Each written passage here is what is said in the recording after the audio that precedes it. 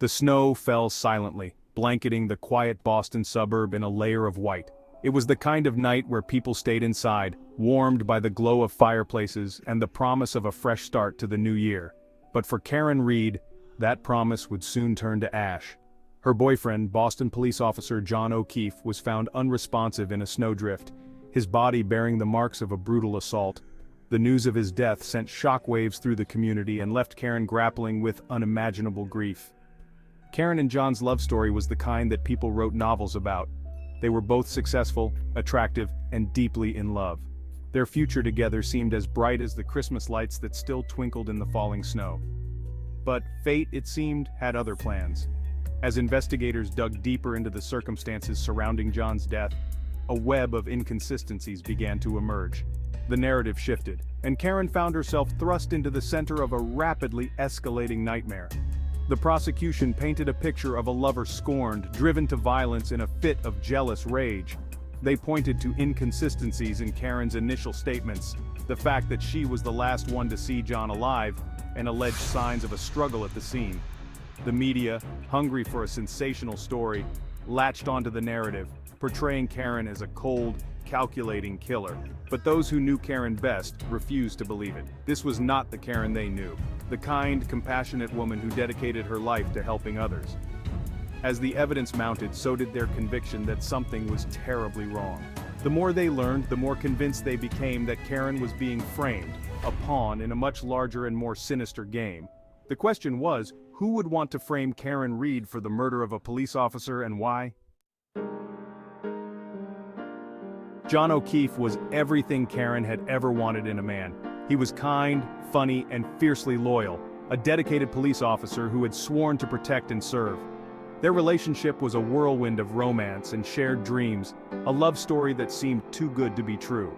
But as the investigation into John's death progressed, a darker side to his life began to emerge.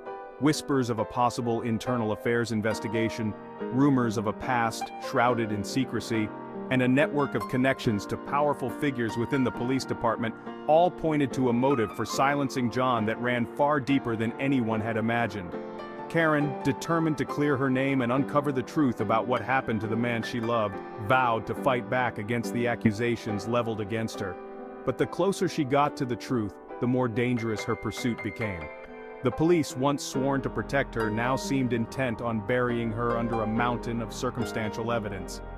Her every move was scrutinized, her every word twisted, and the relentless media attention only served to amplify the pressure cooker atmosphere surrounding the case. Karen found herself trapped in a Kafkaesque nightmare, accused of a crime she didn't commit and surrounded by people she could no longer trust. Her only hope lay in uncovering the truth, in exposing the real killers and the powerful forces working to protect them.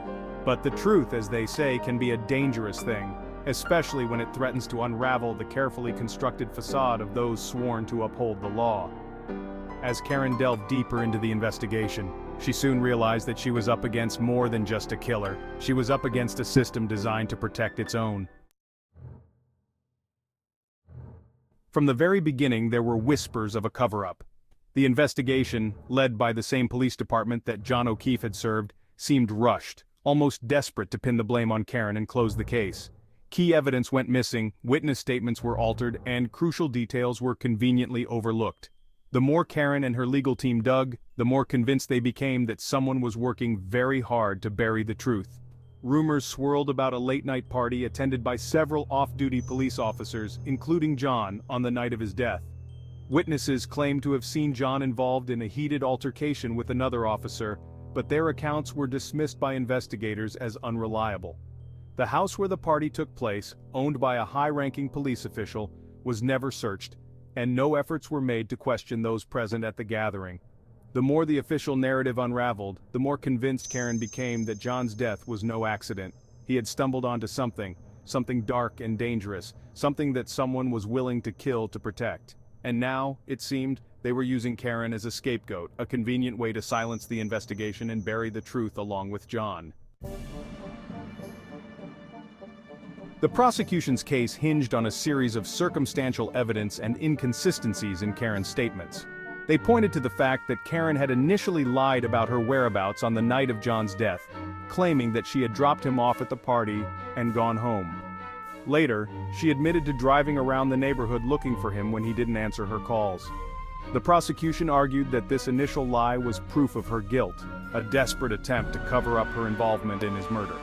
They also presented evidence of a scratch on Karen's arm, which they claimed was inflicted during a struggle with John. However, Karen maintained that the scratch was from her dog, and her defense team presented expert testimony challenging the prosecution's forensic evidence. The defense argued that the prosecution's case was built on speculation and conjecture, lacking any concrete evidence linking Karen to the crime.